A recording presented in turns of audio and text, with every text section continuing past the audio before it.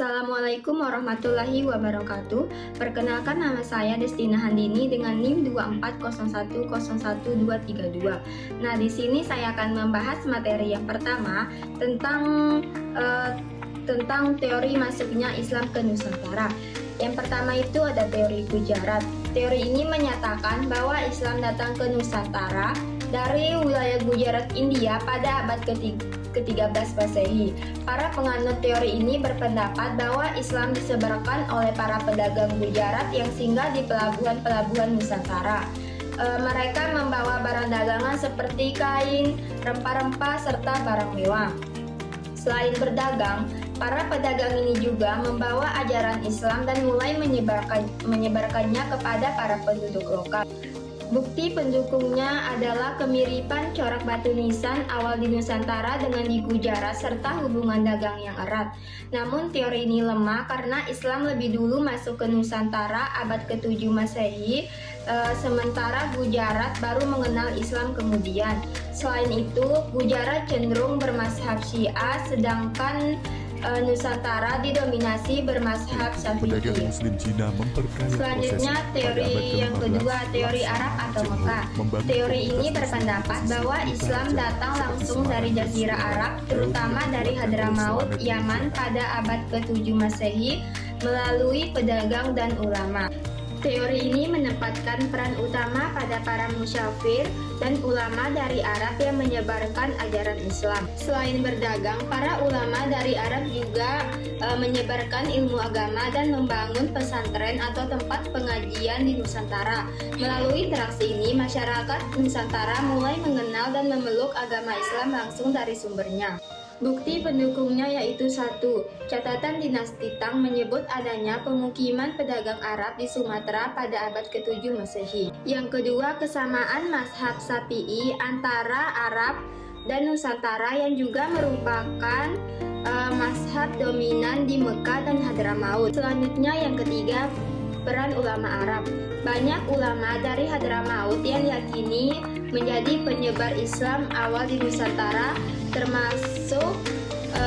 termasuk yang kemudian dikenal sebagai Wali Songo. Yang ketiga itu teori Persia. Teori ini mengemukakan bahwa Islam masuk ke Nusantara dari Persia atau sekarang Iran pada abad ke-13 Masehi yang dikemukakan oleh Husain Yajaningrat 1930-an. Dasarnya adalah kesamaan tradisi dan budaya.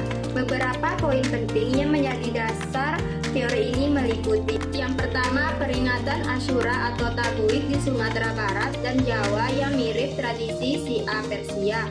Yang kedua, pengaruh bahasa, misalnya penggunaan istilah seperti Sufi, Maulana, dan Sultan. Yang ketiga, kesamaan budaya dan aliran, adanya tradisi keagamaan yang berhubungan dengan Syiah. Namun teori ini dikritik karena yang pertama, mayoritas Muslim Nusantara bermazhab Sunni Sufi bukan Syiah.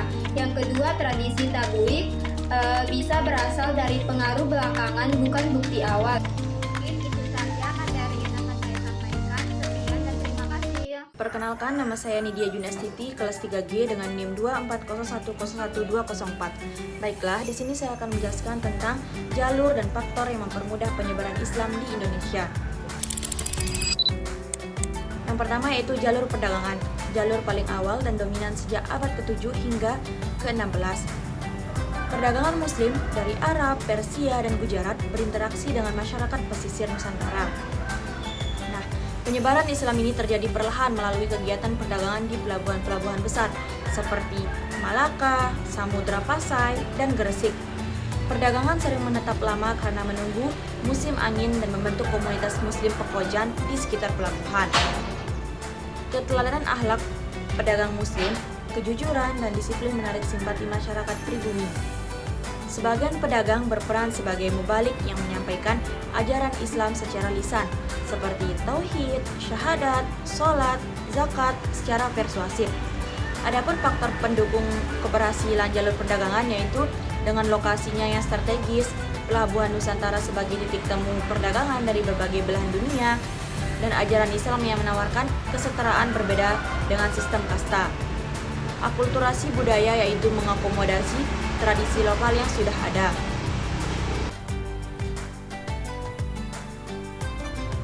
Yang kedua yaitu jalur pernikahan. Perdagangan Muslim yang menetap menikahi perempuan pribumi menjadi cara efektif untuk menyebarkan Islam. Saudagar kaya atau ulama menikahi putri bangsawan atau raja sehingga keluarga kerajaan dan pengikutnya memeluk Islam. Penyebaran yang damai dan persuasif melalui hubungan kekeluargaan dan akulturasi dan infiltrasi budaya, tradisi lokal yang tidak bertentangan dengan syariat Islam tetap dipertahankan, menciptakan komunitas muslim lokal yang semakin besar. Contohnya, pernikahan antara Syekh Maulana Malik Ibrahim dengan putri Raja Majapahit di Gresik. Yang ketiga yaitu jalur pendidikan. Setelah terbentuknya komunitas muslim, didirikan lembaga pendidikan seperti pondok pesantren. Ulama dan kiai mengajarkan Islam secara mendalam kepada murid-muridnya. Santri yang lulus kembali ke daerah asal dan menyebarkan ajaran Islam mendirikan pesantren baru. Proses penyebaran melalui pendidikan, pengajaran informal di perkampungan perdagangan muslim, pendirian pondok pesantren sebagai pusat pembelajaran Islam. Materi pembelajaran mencakup fikih, Al-Quran, dan hadis hingga tasawuf. Peran alumni sebagai mubalik yang mendirikan pesantren baru. Contoh, tokoh Sunan Ampel yang mendirikan pondok pesantren Ampel Denta di Surabaya. Jalur tasawuf, ahli tasawuf atau sufi berperan penting dengan ajaran yang penuh toleransi, mengakomodasi tradisi lokal dan menekankan aspek spiritual tasawuf, fokus pada dimensi spiritual untuk mencapai kedekatan dengan Tuhan. Mekanisme penyebaran tasawuf, pendekatan personal dan spiritual, menekankan moral dan etika. Adapun akulturasi budayanya itu mengintegrasikan ajaran Islam dengan tradisi lokal melalui seni dan sastra seperti hikayat atau suluk. Faktor keberhasilan jalur tasawuf sesuai dengan psikologi masyarakat yang spiritual, toleransi, dan akomodasi membuat Islam diterima sebagai agama inklusif. Peran Wali Songo sebagai tokoh sufi yang berdakwah dengan damai dan kreatif. Yang keempat yaitu jalur tasawuf. Ahli tasawuf atau sufi berperan penting dengan ajaran yang penuh toleransi, mengakomodasi tradisi lokal dan menekankan aspek spiritual. Tasawuf fokus pada dimensi spiritual untuk mencapai kedekatan dengan Tuhan. Mekanisme penyebaran tasawuf, pendekatan personal dan spiritual, menekankan moral dan etika. Akulturasi budaya mengintegrasikan ajaran Islam dengan tradisi lokal melalui seni dan sastra seperti hikayat atau suluk. Faktor keberhasilan jalur tasawuf sesuai dengan psikologi masyarakat yang spiritual, toleransi, dan akomodasi membuat Islam diterima sebagai agama inklusif. Peran Wali Songo sebagai tokoh sufi yang berdakwah dengan damai dan kreatif. Jalur seni dan budaya. Akulturasi budaya menjadi metode yang efektif mubalik menggunakan seni dan budaya populer untuk menyampaikan ajaran Islam. Sunan Kalijaga menggunakan pertunjukan wayang kulit sebagai media dakwah. Proses penyebaran Islam melalui seni dan budaya, pemanfaatan media seni lokal seperti wayang kulit dan gamelan, penyisipan nilai-nilai Islam dalam cerita wayang, adaptasi arsitektur dan kesenian seperti bentuk atap tumpang pada masjid. Faktor keberhasilannya itu penyebaran yang damai dan menyenangkan, akulturasi budaya yang kuat, akses ke semua lapisan masyarakat, jalur politik dan kekuasaan. Raja atau penguasaan kerajaan memeluk Islam diikuti oleh rakyatnya. Mekanisme penyebarannya yaitu pernikahan politik antara perdagangan muslim dan putri raja. Adopsi agama oleh penguasa karena daya tarik ekonomi, sosial, kesetaraan ajaran, dan moral etika. Islamisasi rakyat setelah raja memeluk Islam, contohnya Kesultanan Demak yang didirikan oleh Raden Patah. Dampak penyebaran yang luas dan cepat, pembentukan kekuatan politik muslim, perubahan sistem pemerintahan, faktor-faktor yang memudah penyebaran, syarat masuk Islam yang mudah mengucapkan 2 kalimat syahadat, ajaran Islam yang fleksibel dan toleran menjadi akulturasi dengan budaya lokal. Sekian materi dari saya.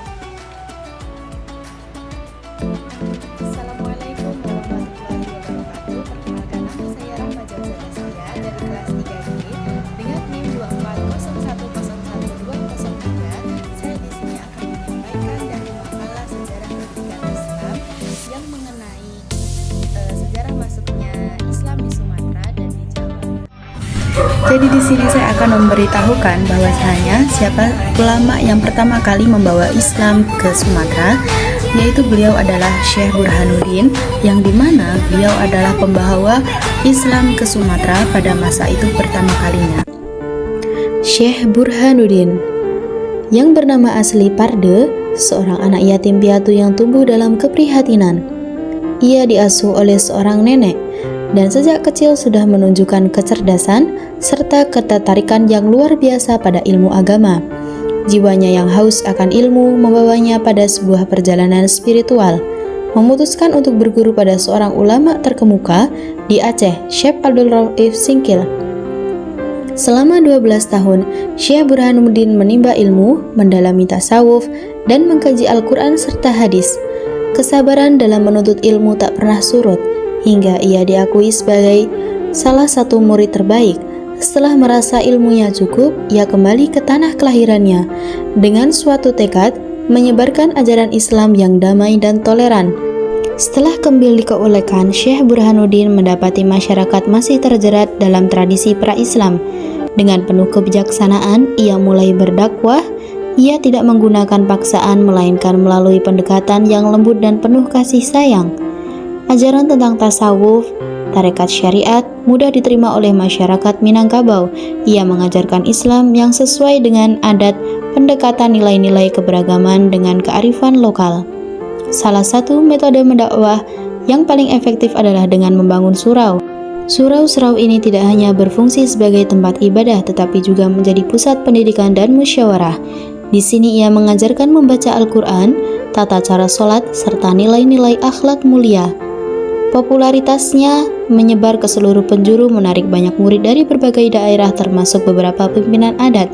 Namun tidaklah semua berjalan mulus tentang datangnya dari berbagai pihak yang merasa terancam dengan ajarannya. Namun cepat Burhanuddin tetap teguh. Ia menjawab setiap keraguan dengan ilmu, setiap fitnah dengan kesabaran, dan setiap permusuhan dengan cinta. Ia percaya dakwah yang paling kuat adalah yang dilakukan dengan keteladanan, bukan dengan kekerasan. Hingga akhir hayatnya, Syekh Burhanuddin mendedikasikan hidupnya untuk Islam. Ia mendidik ribuan murid yang kemudian menyebarkan ajaran ke seluruh penjuru Minangkabau. Dan yang kedua, saya akan menjelaskan bahwasanya bagaimana masuknya Islam ke Pulau Jawa. Pengaruh Islam mulai merambah ke wilayah ini melalui perdagangan Arab dan Gujarat, perdagangan di pelabuhan-pelabuhan pesisir. Kontak dengan pedagang Muslim ini membawa masuknya ajaran Islam ke tanah Jawa. Meskipun pada awalnya hanya diadopsi oleh sebagian kecil penduduk, Islam secara bertahap menyebar ke dalam masyarakat Jawa. Penyebaran Islam di tanah Jawa juga didorong oleh peran-peran wali atau tokoh sufi yang menyebarkan ajaran Islam dengan cara yang toleran dan damai. Mereka memainkan peran penting dalam menggabungkan unsur-unsur lokal dengan ajaran Islam, sehingga agama ini dapat diterima oleh masyarakat Jawa. Salah satu tokoh wali yang terkenal adalah Sunan Kalijaga. Beliau merupakan salah satu dari 9 wali yang berperan penting dalam menyebarkan Islam di tanah Jawa. Sunan Kalijaga dikenal karena pesan-pesan kebijaksanaan yang memengaruhi masyarakat Jawa.